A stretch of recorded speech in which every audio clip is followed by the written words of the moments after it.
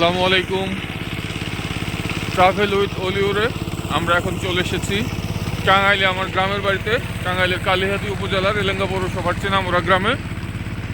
এখন মাঘ মাস, ভোরবেলায় আমরা একটু আমাদের উপচকে চলে এসেছি, আপনাদের দেখাবো। আশা করি পুরো ব্লগ জুড়ে আপনারা থাকবেন। বন্ধুরা, আপনারা নিশ্চয়ই দেখতে পাচ্ছেন এখানে হাল চাষ করা হচ্ছে, ট্রাক্টর দিয়ে হাল চাষ করা হচ্ছে। পাশে হচ্ছে প্রচুর পরিমাণে বক চলে এসেছে, বক এই দেখতে পাচ্ছেন, অনেক বক, সাদা রঙের হংস বলাকা বক। এখানে হয়তো এই শব্দ পেয়ে ওরা মনে করছে যে এখানে মাছ চলে এসেছে, এই কারণে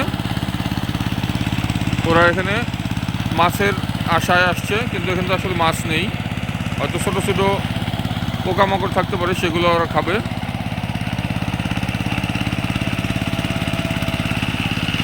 গ্রামে এক সময় হাল চাষ করা হতো গরু দিয়ে, লাঙল জোয়াল দিয়ে। তো সেই লাঙল জোয়াল এবং গরুর সময় এখন আর নেই। এখন হচ্ছে ধান চাষ করা হয় ট্রাক্টর দিয়ে হাল বেয়ে। এই ছোট ভাইটিও আমাদের খুব পরিচিত, সর্বেশ ভাইয়ের ছেলে, ভাতিজা হয় আমাদের। দেখেন কি সুন্দর করে উনি সুনিপুণভাবে হাল চাষ করছে, একটার পর একটা লাইনে যাচ্ছে ও।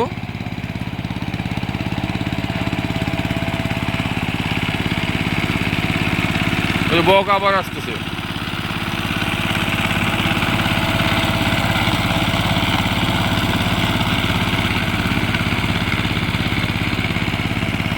পাশে আছে হাসমত ভাই, উনি হচ্ছে ধান খেতে কাজ করছেন। এগুলো হচ্ছে জ্বালা বলে এগুলোকে। ওই যে বক আসছে, আবার একটা বক উড়ে যাচ্ছে, ছোট ছোট বাচ্চা বক। এগুলো হচ্ছে ধানের জ্বালা, এগুলো দিয়ে হচ্ছে ধান বপন করা হবে। এটা ধান খেতে, এটাতে এই খেতে অলরেডি বোনা হয়েছে, এদিকে অনেকগুলো খেতে কিন্তু ধান বোনা হয়েছে।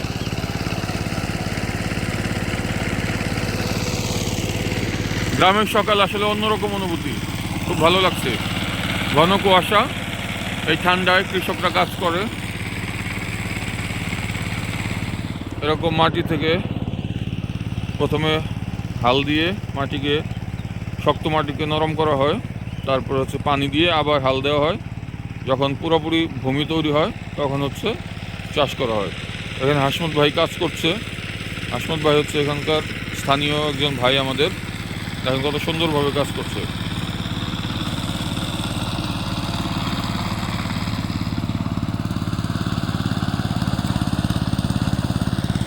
হাসমত ভাই কেমন আছেন? সকাল কয়টায় আসছেন? 5টায়। হাই হাই মারছে এতক্ষণে। যাই হোক, এই যে এটা কি বানাইতেছেন? বাতর বাতর। ও আচ্ছা আচ্ছা আচ্ছা আচ্ছা। এখন আপনি যে আমাদের পুরোনো দিনের কথা বলেন, আগে তো ওই যে লাঙল জোয়াল গরু দিয়ে হাল চাষ করা হতো, ওই দিনগুলোর কথা কি আপনার মনে পড়ে? আপনি নিজেও পাইছেন না? তারপরে সেই দিনগুলা কথা একটু হইলে মনে পড়ে না? মনে পড়ে না? তোকে আসলে মনে হয় পুরানো দিনের মানুষের কথা মনে হয় না? আচ্ছা, আরেকটা কথা বলবেন যে এই যে এখন যে হাল চাষ করেন ট্রাক্টর দিয়ে, এটা কিভাবে, মানে সিস্টেমটা কি, কত টাকা লাগে? 45 টাকা। 45 টাকা এক ডিসিমল? এক ডিসিমল 45 টাকা। আচ্ছা, 3 চাষে একবার প্রথমে হচ্ছে শুকনা জায়গা থেকে করবে, পানিতে 2 চাষ, তারপরে মই দেওয়া হয়। হ্যাঁ আচ্ছা। তারপর ধানের আগে তো গরু দিয়ে ধান মারাই করা হতো, এখন মেশিন দিয়ে মারাই করা হয়। এখন আর গরু লাগে না, গরু দুধ খেতে লাগে। আর ধান চাষে কি এখন কি কৃষকরা লাভবান হয় নাকি খুব একটা লাভ হয় না? লাভ হয় না, মানে যা খরচ ওইরকম থাকে না, করতে হবে, খেত আছে এই কারণে করেন নাকি? ফালায় রাখা তো যাবে না। এই ক্ষেতগুলোতে কয় চাষ হয় এখন, কয়টা ফসল হয়? 3টা। প্রথমে হইলো যে বড় মৌসুম, ইরি মৌসুম,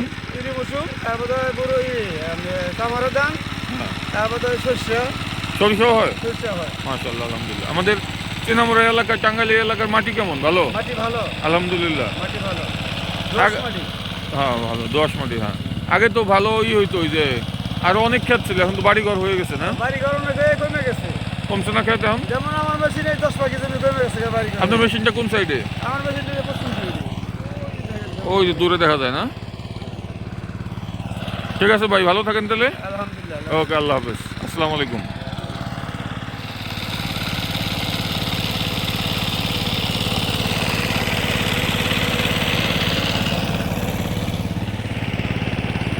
বন্ধুরা সবাই ভালো থাকুন, সুস্থ থাকুন, সুন্দর থাকুন, সবুজের সঙ্গেই থাকুন, কৃষির সঙ্গেই থাকুন এবং কৃষকদের পাশে দাঁড়ান।